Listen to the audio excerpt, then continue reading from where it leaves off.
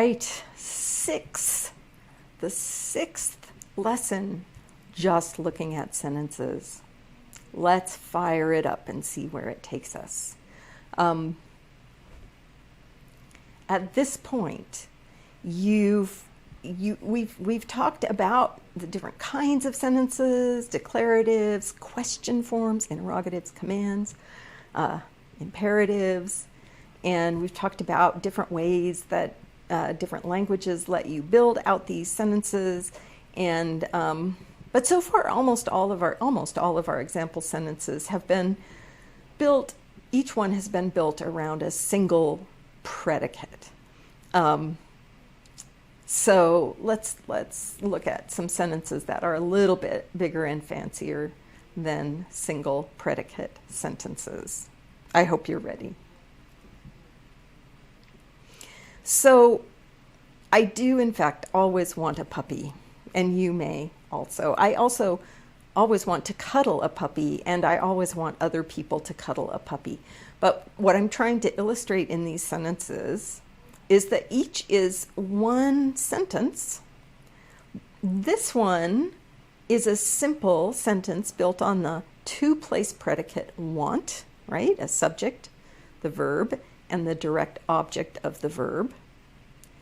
This one has two different verbs in it, two things that should give us predicates, right? So there's a wanting predicate where here's the argument. What do I want? I want to cuddle a puppy. But inside of that is another, what could be a sentence, sort of ish, to cuddle a puppy. I've got this cuddle verb and its direct object. And if I wanted to, I could even put another subject. I could add a subject to the cuddle predicate and get a sentence that has a subject of want, that's me, and a subject of cuddle, that's you. And what I want is for you to cuddle a puppy. That is I mean, look, it's complicated, right? Two distinct verbs. Each of those verbs has its own requirements, its own meaning. It needs arguments, right? So,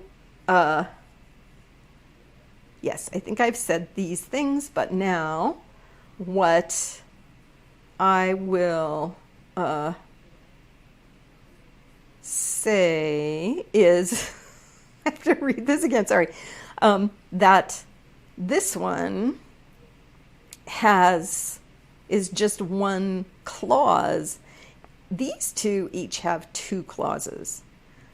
One clause is the whole thing, and the other clause is subordinate or embedded in the big sentence, right?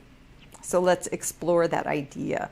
Subordinate clauses or embedded clauses. So when we have sentences like these two where we've got more than one verb to deal with, we'll usually try to figure out which of those is the main clause, that's the whole thing, the big sentence, and which is the subordinate clause or the embedded clause. And languages typically allow you to embed multiple clauses inside of the same sentence. Now, if we think about what each of these sentences mean, we have to understand that if we've got two verbs, each verb needs a subject argument. It's part of its meaning. If there's a wanting event, someone has to want. If there's a cuddling event, someone has to do the cuddling, right? So we got to figure out, as we're interpreting the sentence or as we're building it, can we figure out who's the subject of each of the verbs? And the English rules for a sentence like this one, I want to cuddle a puppy, it has to mean that the subject of cuddle is the same as the subject of want. The only way I can get you to understand this is having a different subject for cuddle than for want is by actually introducing another noun phrase so that you know. Now, in each of these cases, the subordinate clause could not be said alone as a sentence by itself. To cuddle a puppy, that's not a grammatical sentence. You to cuddle a puppy, that's not a grammatical sentence. And these embedded clauses, these subordinate clauses in these two examples, they're full clauses because they have a subject and also a predicate, but they're not well formed to be said in isolation, and that's because English needs every sentence to have tense in it. It has to be in a tense. It has to be either present tense or past tense or in a future tense or something like that. And the to cuddle, that's infinitive. That doesn't have any tense information in it. In English, we allow infinitives in subordinate clauses, but not as the main clause, right? I wanted a puppy. I wanted to cuddle a puppy, right? I can put different tenses in the main clause, but to say any of these subordinate clauses alone as sentences, they got to get tense. So that's one way that subordinate clauses in English can be different than main clauses. Now, I can, in English and in most languages, keep embedding more and more clauses. And if I'm going to do this too much, I'll end up being a jerk, sort of like I was a jerk in the buffalo sentence. Like these sentences, as you embed more and more clauses, can become really hard to understand. But it's not hard to understand English sentences that have 3 clauses. I want you to plan to cuddle a puppy, right? I want you to plan to go to Tucson to cuddle a puppy. Wow, now there's 4, right? I can keep doing that for a while in most languages and build up more and more and more complicated sentences that have multiple subordinate clauses in them.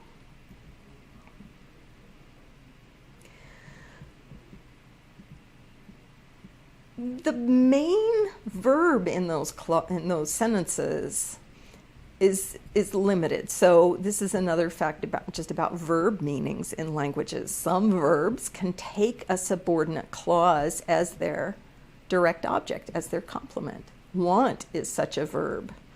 I can want to cuddle a puppy, but in English I can't think to cuddle a puppy. If I want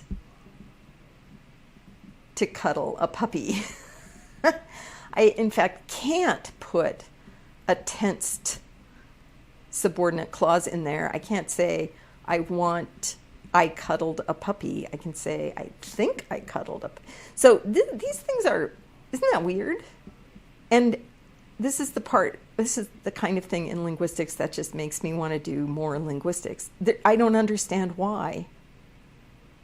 Think and want are such similar kinds of predicates, but oh boy, English think and English want really demand different kinds of subordinate clause arguments, complements.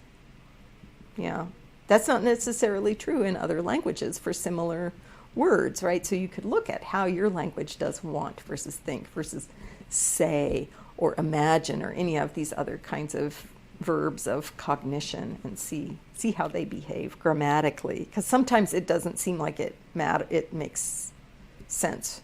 It's just like the grammar is what it is. Here's another great example of things about meanings of verbs that show up only when they get a subordinate clause in them. So the verb promise in English, I promise you to adopt a puppy, versus the verb want. I want you to adopt a puppy. I promise you to adopt a puppy actually means that I will adopt a puppy. So adopt is a predicate that needs a subject, right?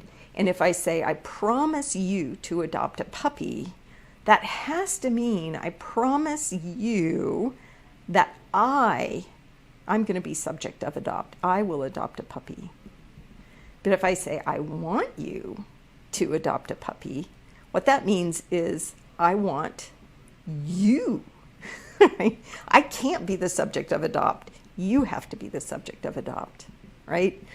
So promise class verbs are different than want class verbs in English. Really interesting, weird stuff.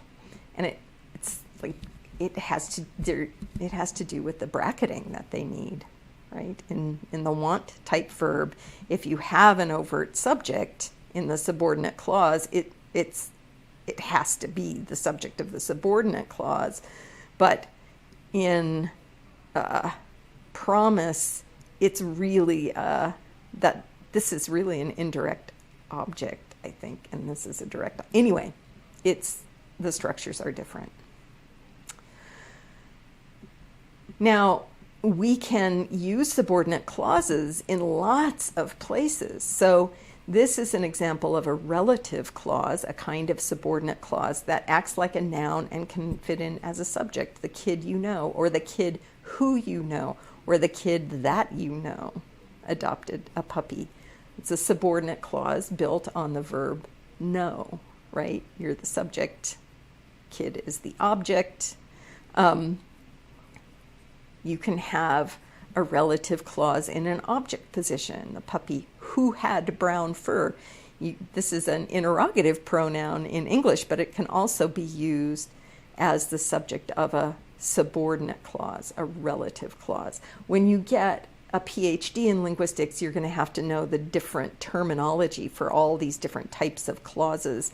But for now, I just want you to be able to recognize when you've got a new verb, multiple verbs in a sentence, you probably have multiple clauses in the sentence, and each verb you'll have to figure out who's the subject, who's the object if it's a two-place predicate, and so on, right? All right.